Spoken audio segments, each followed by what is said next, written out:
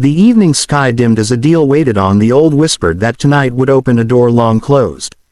Footsteps approached, slow, hesitant, and he turned to see Sarah, the Wonders Bridge, the place where countless memories still clung like dust on forgotten shelves. He wasn't expecting anyone, yet something inside him and he hadn't seen in years. She looked nervous, clutching something in her trembling hands.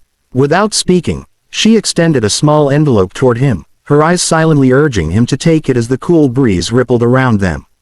Adil accepted the envelope, feeling an unexpected heaviness. The paper was worn, edges frayed, as though it had traveled through time instead of pockets. When he slid out the photo inside, his breath caught. It was the two of them at 17, smiling under the same bridge.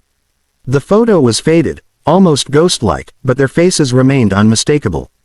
He felt a sudden rush of warmth and ache, a reminder of days when everything seemed simple before unspoken words shattered what they never admitted was love. Where did you find this?" he whispered, unable to tear his gaze from it. Sarah lowered her eyes, twisting her fingers together.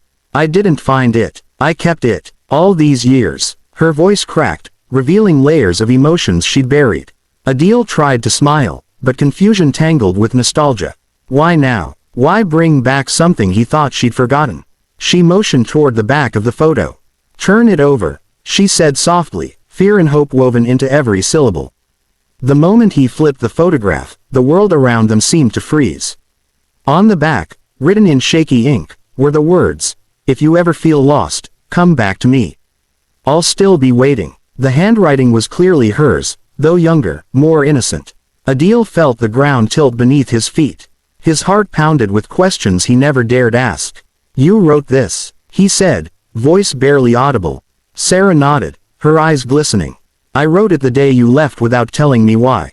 Memories flooded him. His sudden departure for a job opportunity abroad, the rushed decision, his fear of confessing feelings he believed were one-sided. He remembered standing outside her house with the same photo in his hands, unable to say goodbye properly. "I didn't think you'd care," he murmured, guilt pooling in his chest.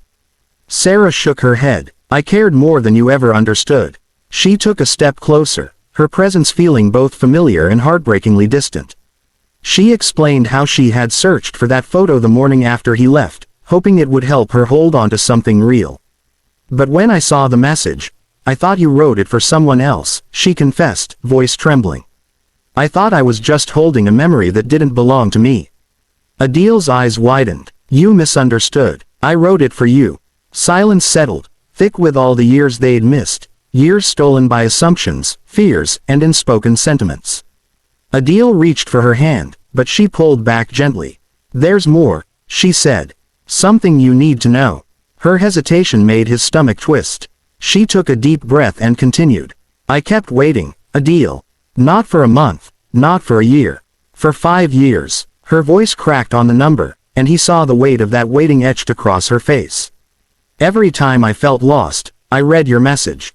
But you never came back." Shame washed over him in a cold wave. "Sarah, I didn't know," he said, struggling to breathe. He explained how life abroad had swallowed him, new responsibilities, constant work, and a fear that returning would mean confronting what he had run from. "I thought you moved on." She laughed softly, but it wasn't happiness, it was exhaustion. "I tried," she admitted. "But every time I felt ready to let go, that message kept whispering that maybe we were unfinished."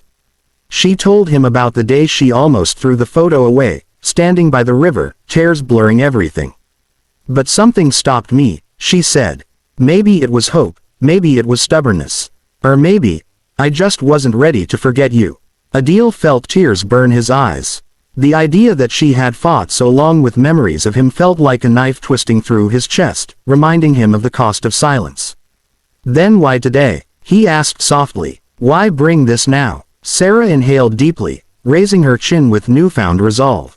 "Because I heard you came back last week. And when I saw you from across the market, I realized the feelings I buried weren't gone. But I needed to face them. Whether they end tonight or begin again, I needed closure." Her honesty pierced through every wall he'd built over the years. Adil looked at the photo again, tracing the faded ink with his thumb. "I never stopped thinking about you," he admitted. "Every time I felt lonely, I imagined what life would have been like if I stayed. If I'd been brave. Sarah blinked rapidly, trying to steady herself. Then why didn't you come earlier? The question hung between them like a delicate thread. Adil swallowed hard. Because I didn't think I deserved a place in your life anymore. For a long moment, neither spoke. Only the river's gentle murmur filled the silence. Finally, Sarah stepped closer, closing the distance he had kept for years. Adil, love isn't about deserving, she whispered. It's about choosing. And I need to know, if I choose you today, will you choose me too?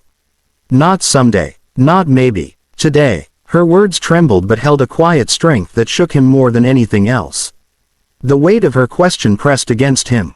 He stared at the photo as if it held the answer. Maybe it did. The ink was faded but still legible, still alive. I chose you then, he whispered, and I choose you now. Sarah's breath hitched, but doubt lingered in her eyes. Words are easy, Adil. Promises are easier. But I've lived in the space between both for too long. Her vulnerability was raw, and he couldn't let it break alone. He reached into his wallet and pulled out a folded paper, yellowed, creased, clearly old. I kept something too, he said. She looked confused. When he opened it, her eyes widened. It was the same photo but torn in half. The day I left, I tore this in anger at myself. I kept your half. I thought one day I'd deserve to give it back. Her breath shuddered. Together, their two pieces made the photo whole again. Sarah covered her mouth with her hand, tears spilling freely. All these years, she whispered. We were both holding on to different halves. Adil nodded, emotion thick in his throat. Maybe fate waited for the moment we were finally ready to put them together. She looked at him with a tenderness he feared he'd never see again. Then, what now? She asked, her voice barely a breath. Now we stop running, he said. From each other, from the past, from fear. He extended his hand once more. This time she didn't hesitate.